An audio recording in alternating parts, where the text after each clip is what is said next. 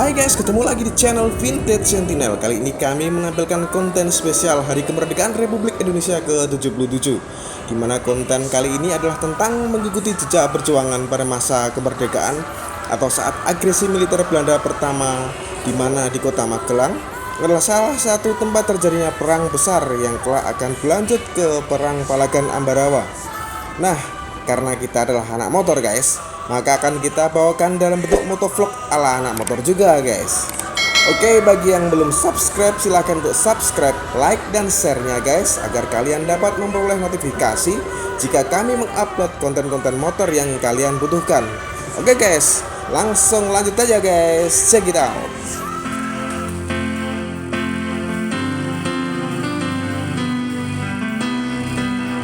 Assalamualaikum guys, selamat datang di channel Vintage Sentinel, channel yang mengupas hobi dan motor tua. Jadi kali ini kita akan menapak tilasi sejarah yang terjadi pada tanggal 28 Oktober 1945 di kota Magelang guys. Setelah proklamasi kemerdekaan pada tanggal 17 Agustus 1945, kondisi Indonesia sebenarnya dilanda chaos. Memanfaatkan keadaan Jepang yang sudah tak berdaya, tentara Belanda dibantu sekutu datang ke Indonesia untuk kembali menjajah Indonesia. Sementara itu tentara Jepang yang tak lagi punya harapan di negeri jajahan melakukan serangkaian serangan yang membabi buta yang menandakan keputusasaan mereka. Hal inilah yang terjadi di Kampung Tulung, kota Magelang pada 28 Oktober 1945, di mana pada hari itu tentara Jepang dengan personelnya Kido Butai menurunkan personelnya di pertigaan Jalan Payaman pada jam 8 pagi. Waktu itu tentara Kido Butai dibagi menjadi dua kelompok untuk menyerang kota Magelang. Keduanya menyerang Magelang dari dua arah yang berbeda. Target dalam penyerangan itu adalah markas Tentara Keamanan Rakyat yang berada di Kampung Tulung, Magelang. Hingga akhirnya pertempuran antara kedua pasukan tak dapat terbendung lagi.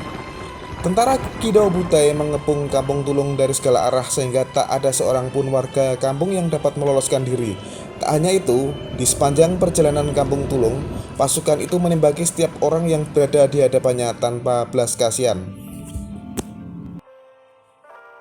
Begitu pula saat mereka melalui sebuah sekolah, mereka menembaki para siswa yang sedang mengikuti kegiatan belajar mengajar. Tercatat ada 3 pelajar yang tewas dalam peristiwa itu. Untuk mengenang ketiganya, dibuatlah monumen rantai kencana di lingkungan SMP Negeri 1 Magelang yang dulunya menjadi tempat penembakan itu guys. Bisa terlihat di video monumen rantai kencana yang ada di kota Magelang guys. Tugu rantai kencana adalah tugu yang dibangun untuk mengenang 3 orang siswa yang gugur membela gurunya pada waktu itu yang disekap oleh tentara Jepang. Siswa yang gugur itu diantaranya adalah Prapto Kecek, Suprayetno, dan Surono. Nama rantai kencana diambil dari organisasi siswa yang pada saat itu setara dengan OSIS. Pencetusan nama rantai kencana merupakan hasil musyawarah pada pertemuan antara perwakilan siswa yang bernama Nakula Sunarto. Untuk mengabadikan rantai kencana sampai saat ini, nama tersebut dipakai untuk nama komunitas alumni dari SMP Negeri 1 Magelang. Perlu diketahui guys, pada tanggal 26 Oktober 1994, Ibu Min Sugandi berkenan hadir di SMP Negeri 1 Magelang untuk meresmikan Tugu Pahlawan Rantai Kencana dan dalam rangka reuni besar Paguyuban Rantai Kencana Magelang. Nah, jalur selanjutnya kita motoran atau motovlog akan menyusuri sejarah pengejaran dari tentara Jepang ini dari SMP 1 ke Kampung Tulung guys. Jadi sesampainya di Kampung Tulung, tentara Kido Butai langsung membantai dengan kejam penduduk kampung tersebut. Dalam waktu sekejap pasukan Jepang itu telah sampai di belakang kantor kelurahan. Jalurnya seperti yang kita ikuti sekarang ini guys. Pada awalnya para pemuda kampung mengira mereka adalah kawan sendiri yang berasal dari Tentara Keamanan Rakyat atau BKR. Sontak para tentara itu membantai para pemuda yang waktu itu tidak dilengkapi dengan senjata. Situasi panas ini berlangsung lama sampai Presiden RI Insinyur Soekarno datang sendiri ke Kampung Tulung untuk menyelesaikan konflik. Meja perundingan pun dibuka antara Indonesia, Sekutu, dan Jepang. Dan saat ini di Kampung Tulung dibikin monumen perjuangan seperti ini guys, untuk mengenang Kampung Tulung sebagai kampung perjuangan. Lanjut ya guys. Setelah perundingan ini, Sekutu dan Belanda melanjutkan konvoi ke utara. Dalam perjalanan ini nantinya akan meletus peristiwa Ambarawa dengan kronologi yang hampir sama dengan kejadian di Magelang.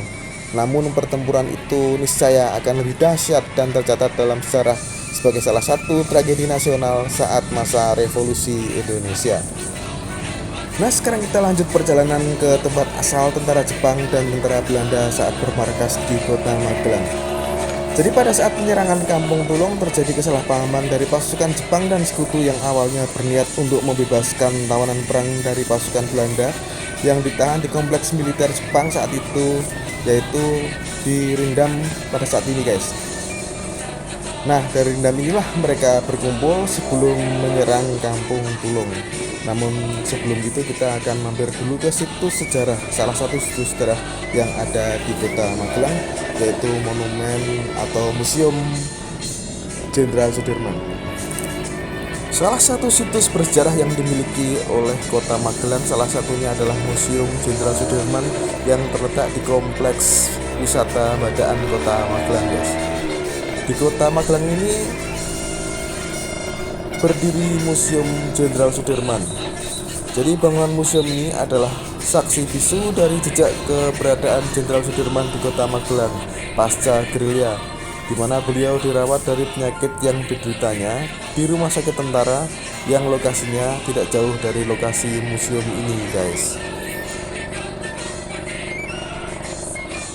Dan ini adalah Museum Jenderal Sudirman yang terletak di kompleks Badaan. Meskipun tidak luas, namun sangat bersejarah dan keberadaannya patut dilestarikan. Jika kalian bermain ke museum ini, jangan lupa singgah kuliner di depannya, karena di depannya adalah pusat kuliner Badaan guys. Yang terkenal adalah bakso kerikil di sana. Jadi kalian jika berkunjung ke Magelang, mampirlah ke Museum Jenderal Sudirman dan kulinerlah, jalan-jalan kuliner di depannya, karena depannya itu sentra kuliner di kota Magelang guys. Oke, sekarang kita lanjut ke lokasi selanjutnya, yaitu Rindam Magelang, yang mana saat itulah markas besar dari tentara Jepang yang dimanfaatkan oleh Jepang untuk menampung tentara-tentara Belanda sebagai tawanan perangnya guys.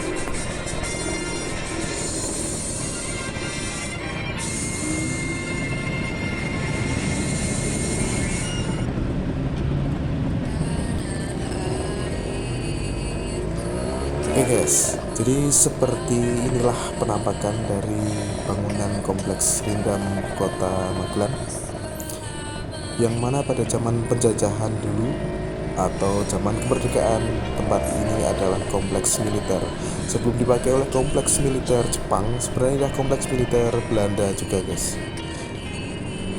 Dan saat ini bangunan-bangunan yang ada di kompleks militer Rindam ini memang masih dijaga keasliannya dan sangat kental dengan arsitektur Belanda seperti lihat di video. Kanan kiri ini adalah bangunan-bangunan lama yang masih dipertahankan.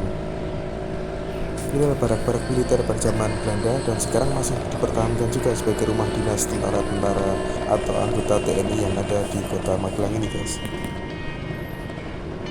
Oke guys, jadi langkah roda kita dalam menyusuri jejak perjuangan kemerdekaan lanjut lagi. Kali ini kita akan menapaktilasi pahlawan Anumerta korban G30S PKI, yaitu Pierre Tendean, di mana Pierre Tendean kecil besar di kota Magelang dan pernah menamatkan sekolahnya di kota Magelang ini guys. Letnan 1 Pierre Tendean adalah salah satu pahlawan Anumerta yang meninggal pada saat G30S PKI, di mana beliau adalah ajudan dari Jenderal Abdul Haris Nasution. Beliau ditangkap kemudian dibunuh di lubang buaya.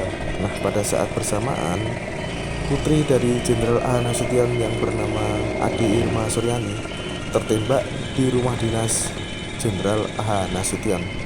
Namun jejak sejarahnya akan kita ulas kali ini atau kita datangi kali ini adalah situs bersejarah dari sekolah yang pernah dipakai oleh Letnan 1 Pierre Tendian untuk menamatkan SD-nya, di mana di tempat ini beliau menamatkan sekolah dasarnya. Dan pada masanya sekolah ini pernah menjadi sekolah yang favorit. Namun saat ini bangunan tersebut ditutup guys, dan dibikin semacam tempat kuliner, tapi juga agak kurang rame juga guys, dan banyak dipakai untuk lomba burung. Nah, ini ada jejak sejarah yang dulunya adalah merupakan sekolah dari Letnan 1 Pierre Tendian dan pernah dinamai juga sebagai SD Pierre Tendian pada masanya guys. Di bahasa saya SMA di sini tahun 95 sampai 98. Sekolah ini bernama SD Pierre Tendian dan masih ramai guys. Kurang tahu kalau sekarang ini kok tempatnya ditutup untuk dijadikan tempat kuliner atau lomba burung seperti lihat di video pada saat aku terakhir melakukan syuting di situ. Nah, mungkin cukup sekian dulu perjalanan kita hari ini dalam menelusuri jejak perjuangan di kota Magelang ini. Dan saya yakin setiap kota pasti memiliki sejarahnya masing-masing. Jika kalian berkenan, silahkan tinggalkan komentar dan share jejak petualangan di kota kalian masing-masing pada kolom komentar di bawah. Mungkin dengan cara ini kita sebagai penggemar motor yang juga adalah insan bangsa yang pasti akan bangga akan para pahlawannya. Sekali merdeka, tetap merdeka. Jangan lupa untuk subscribe, like, share-nya guys. Assalamualaikum warahmatullahi wabarakatuh. Sampai ketemu di konten-konten vintage Sentinel yang lain. Merdeka!